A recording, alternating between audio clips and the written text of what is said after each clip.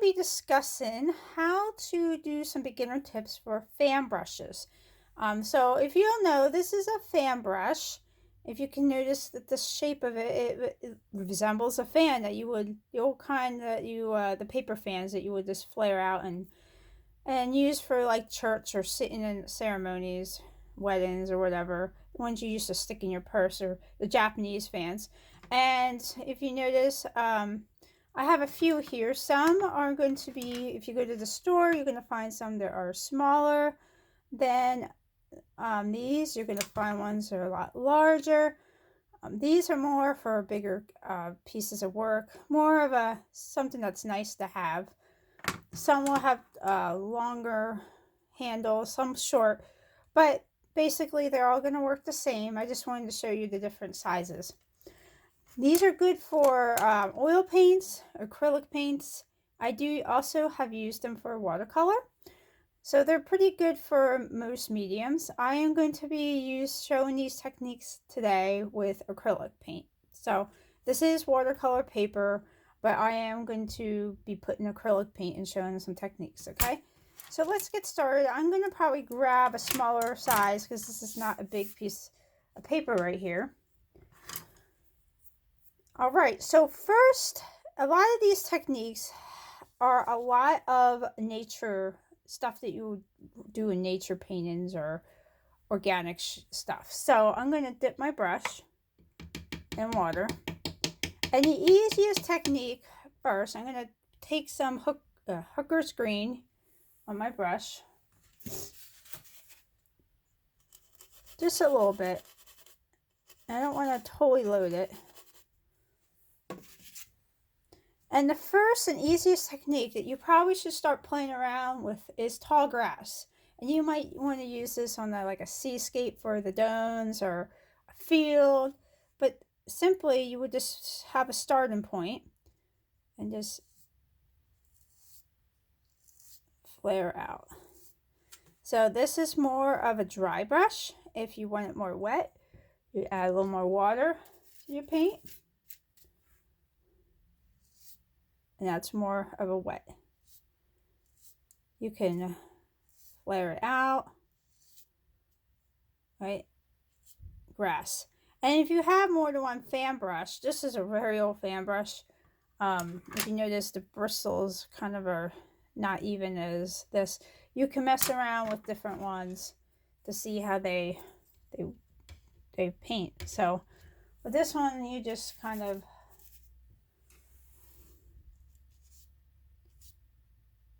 flick it with your wrist.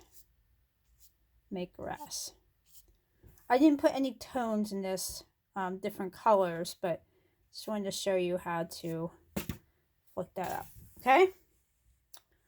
All right, the next one would be, if you ever watched Bob Ross a lot, he uses a lot of fan brushes for pine trees or evergreen trees. So I'm just rinsing my brush. I am going to take, you can do it two ways. This is called a liner brush, which is just a skinny tip, long and skinny. I'm going to grab, let's do dark. I'm going to do, I have some Payne's Gray here. And I'm just going to, let's put these, let's do on the top here. I'm just going to draw a faint line where I want the middle of my tree to be.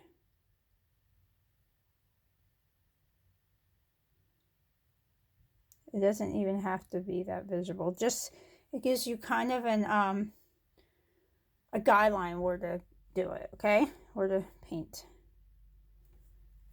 You could, if you don't have a liner brush, take your small fan brush.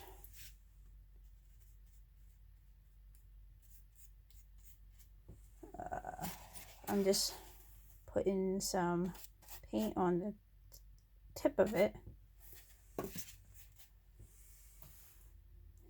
This is a little more trickier, but you're going to be covering this up. You could kind of draw a line with the end of your fan brush if you don't have a liner brush. Okay, you're going to load now the top of your fan brush with paint, kind of like we did here.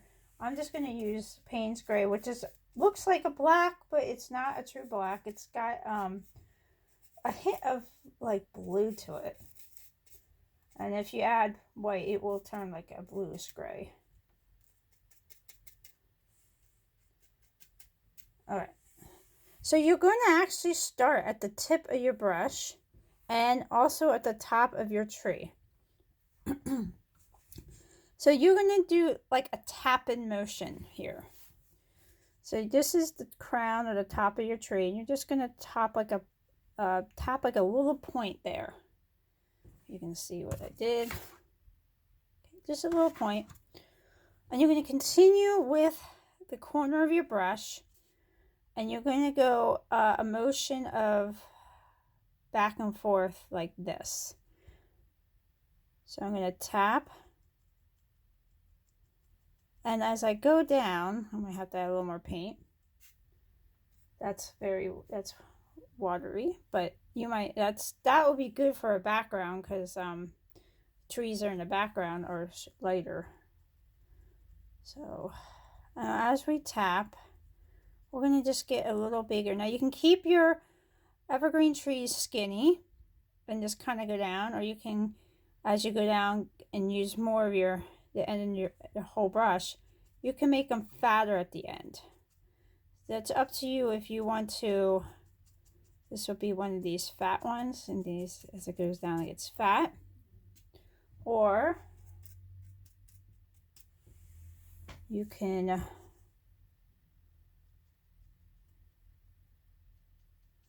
keep them fairly thin.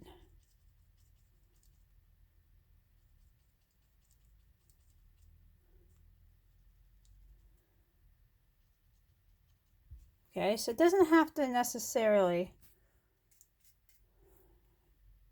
be fat. I might want to add a little at the bottom though. Okay, so this is how you would do a basic evergreen tree. If you were doing a full landscape, I would suggest, now I'm getting a little more technical, but hey, doing something like this, more watered down. So let me do an example here.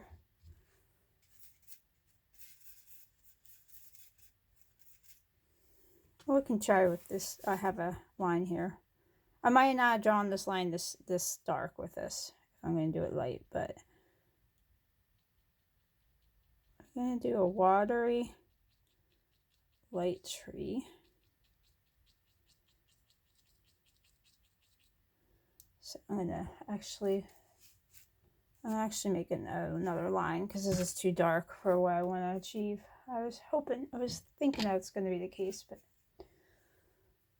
so I'm going to draw a very light line that you barely can see.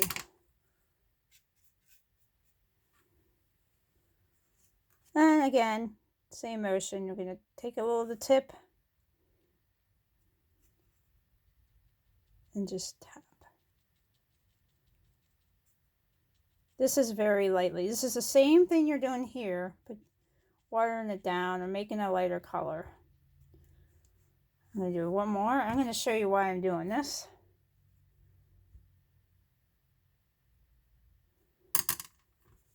This would be if you're doing a landscape. If you want to have trees in the background, if you made the trees the same shape and also the same color, you're not going to get depths. You need different tones and shapes to make the painting look like it goes far back. And it doesn't even you don't even want that much detail if it's going to be background.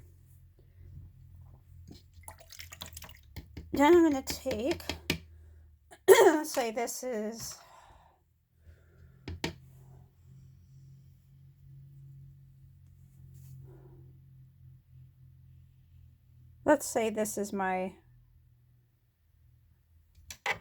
my picture here.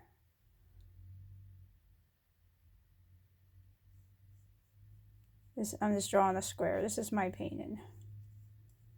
Okay. So you got your two trees in your picture here. The next tree, you're going to want a little closer. This is just some techniques. I'm not going a full landscape here, but I'm just trying to show you some techniques here. This might be more in the foreground, and maybe I'll stick, I don't know.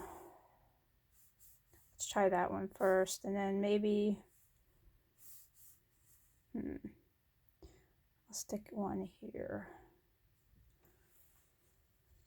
Now I might start light at first, like these, and I'm going to continue to add layers.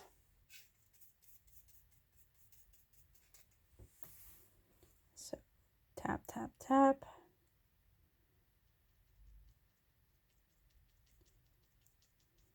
Now obviously this is going to be bigger. And this is, say that's the ground.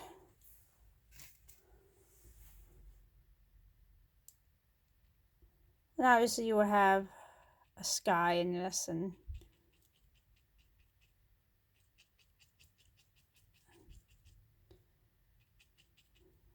okay.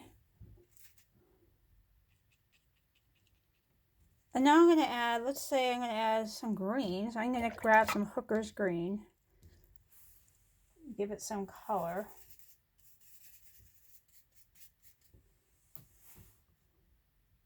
I'm just going to tap some Hooker's green. And this one's in the front too, so I kind of want to work on this.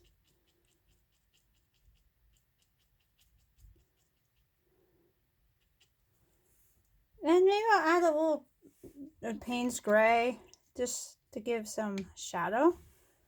But I don't want to go crazy with the dark.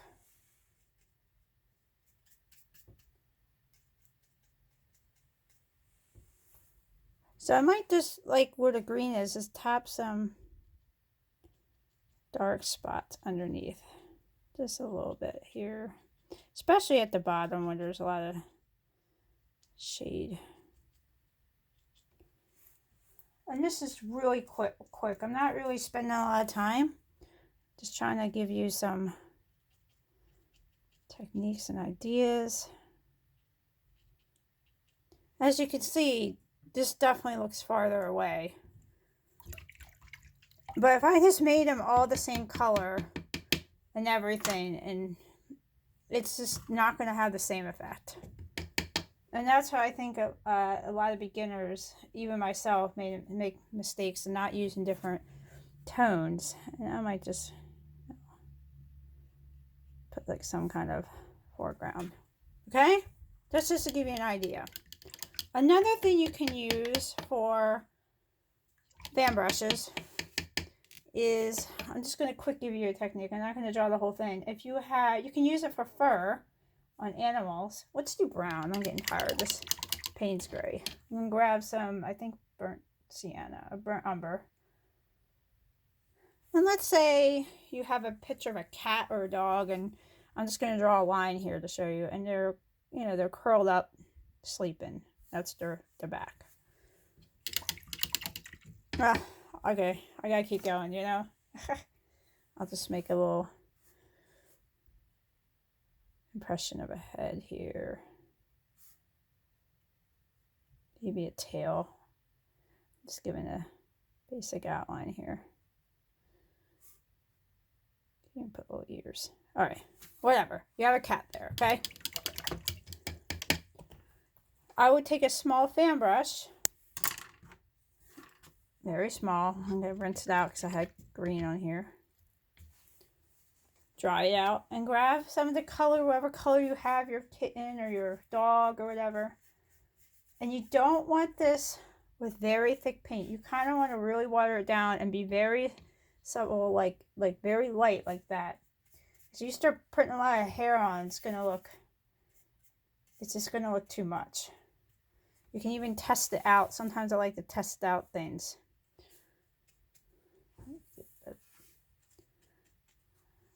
All right. And then you're just gonna I'm gonna use the end because I think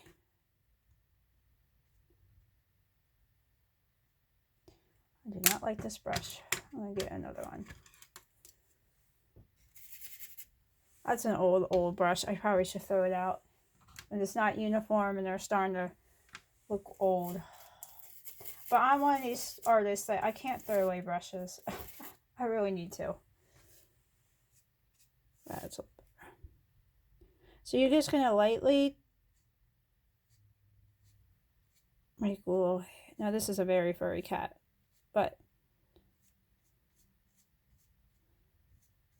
this would be probably, if this was on a bigger scale, I would do this. So I don't have a lot of space. If it was very small, honestly, I'd probably be taking a little pointer brush and just doing little impressions. But if this was on a bigger scale, because this is too thick, or the fur is too big for this size cat. But that's what you would do. You would just, if it was bigger, make fur. And don't overdo it, you know. And I guess the next last tip you could do, last thing, if you could do feathers, not like feathers if you're drawing a bird, but if you just want to paint a feather, oh, what should I do? Let's do brown again. Almost the same thing as this.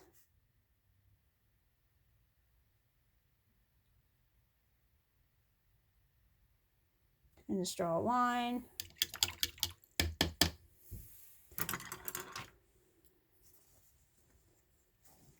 I'm going to make sure.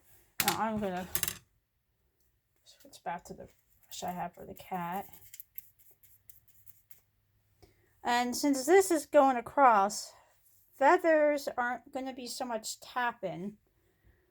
But you're going to take the end, where you're going to have the top part. Whoop.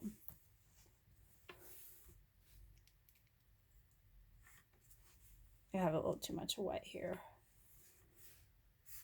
This is a big fan brush. You know, I gotta use the small one.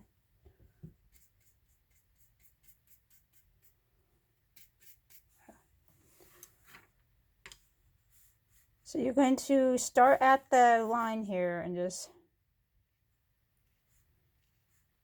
flick up.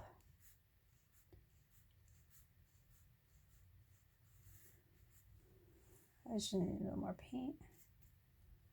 And this is just like a straight line, somewhat like the grass, but you want a little more straight. And it flares up.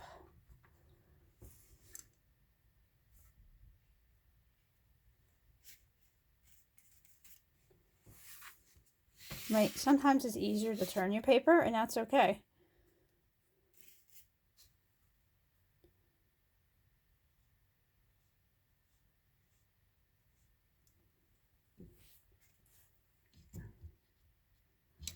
So I want you just to mess around with the different consistencies. There we go. This would be more watery.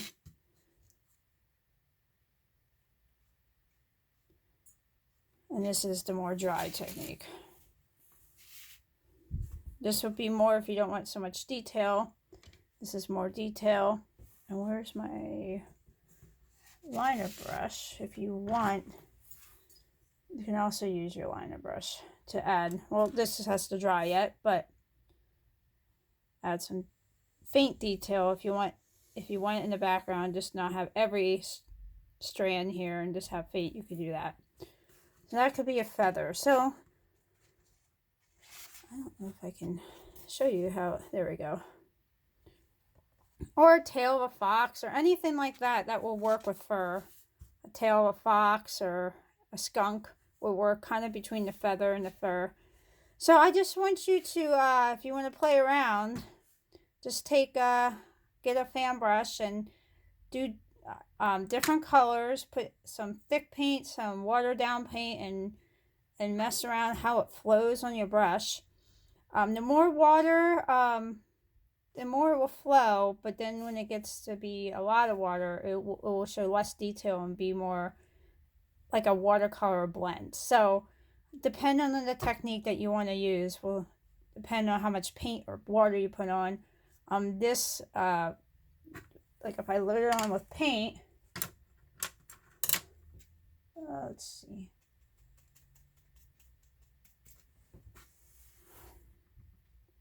You're going to get more detail.